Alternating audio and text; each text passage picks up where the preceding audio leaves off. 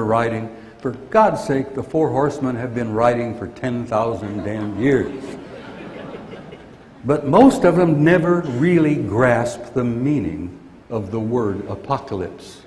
It's a Greek word, and it has several meanings. The revealing, the uncovering, and the disclosing of what? The truth. And you're living in the middle of the apocalypse.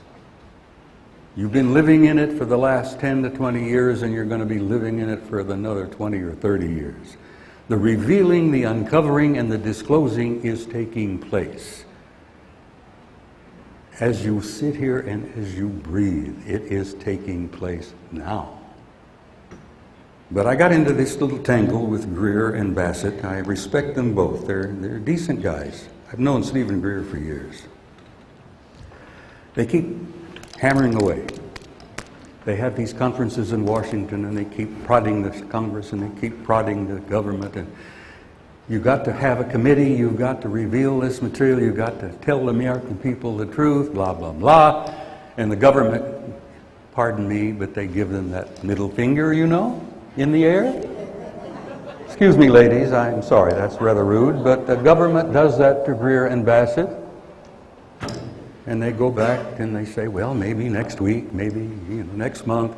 Oh, a new administration. Ooh, we've got Podesta, who worked for Clinton.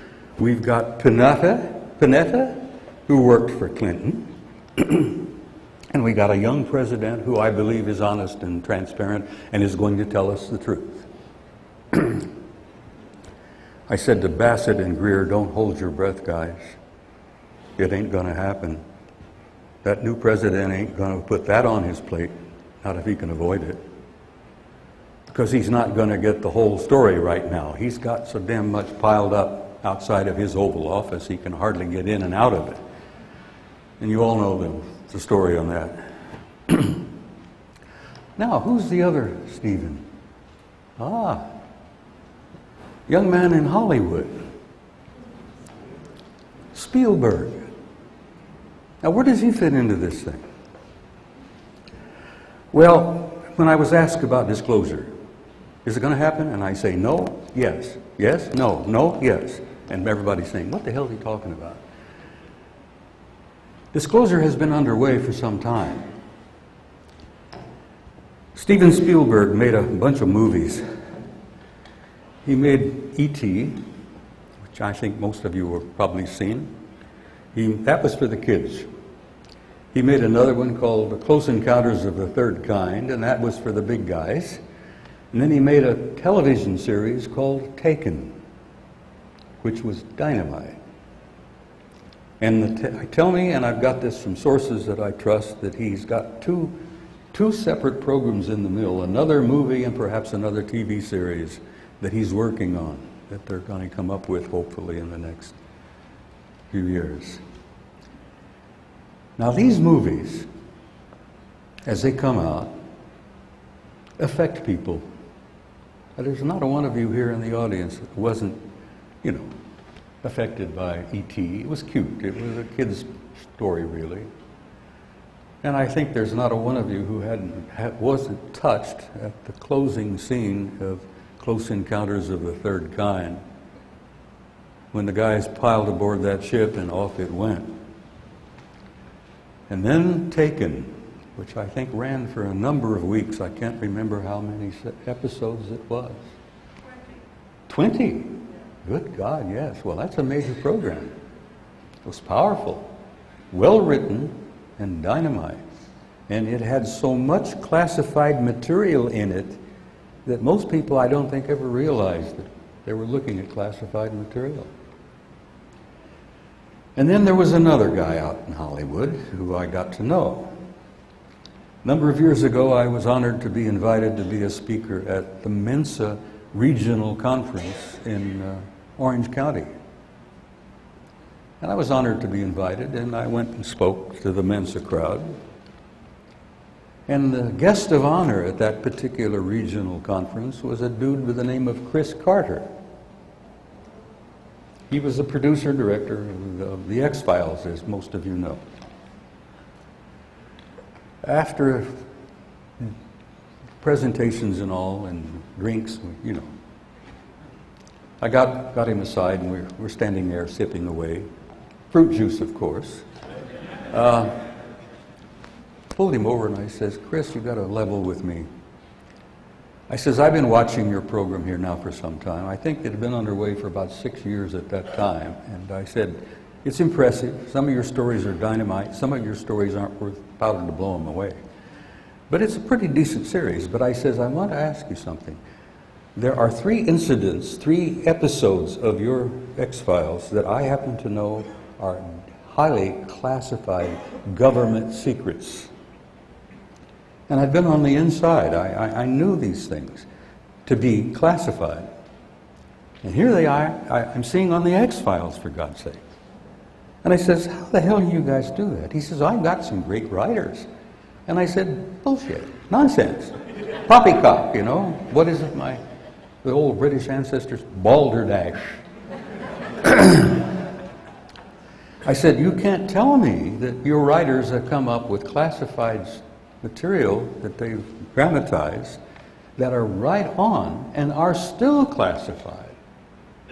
And he looked around and he got a sheepish grin on his face and he says, "Well, yeah, we've been getting some story ideas from a variety of sources."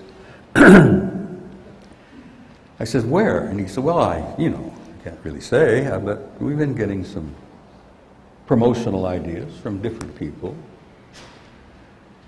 And I said, "Well, you're right on. And I laid them out for him. These 3 particular cases were classified and still are classified. And all he did, he looked at me sheepishly and he grinned and he says, "You ain't seen nothing yet. Stay tuned." And it ran for another 2 years. But there again is what I wanted to point out to you, what Spielberg was involved in, what Chris Carter is involved in, and what some of the directors and writers of the Stargate series and the Star Trek series, from time to time, little bits and pieces of material are injected into those storylines that are not fiction. They're not science fiction, they're science fact.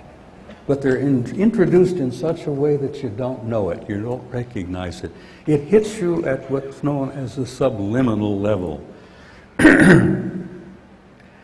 And when I tell you that disclosure ain't gonna happen, and then I tell you that disclosure is happening now, I'm referring to that subliminal educational program that is underway that you're all being subjected to. You're getting the uncovering and the revealing and the disclosure in subtle ways that you don't even recognize. And you're going to get more of it because the program apparently is rather successful, and the guys who put it together are rather pleased at your response. And you're going to be getting more stories. And you're going to get some stories that are so far out you're going to say to yourself, "Good God, that couldn't happen." But good God, it is happening.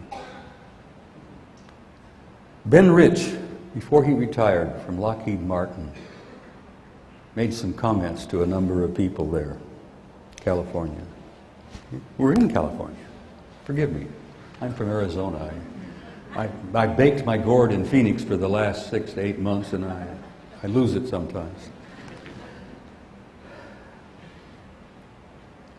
This program is underway. It's subtle, it's continuous, and it is subliminal education.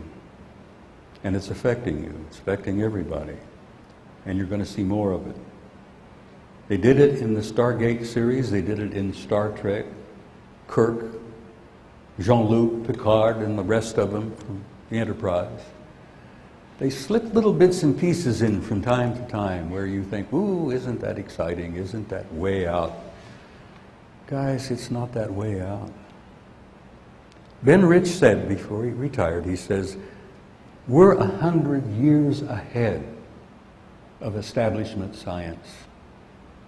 And this is a guy who had a right to know, and he had a need to know, and he was in the inside of the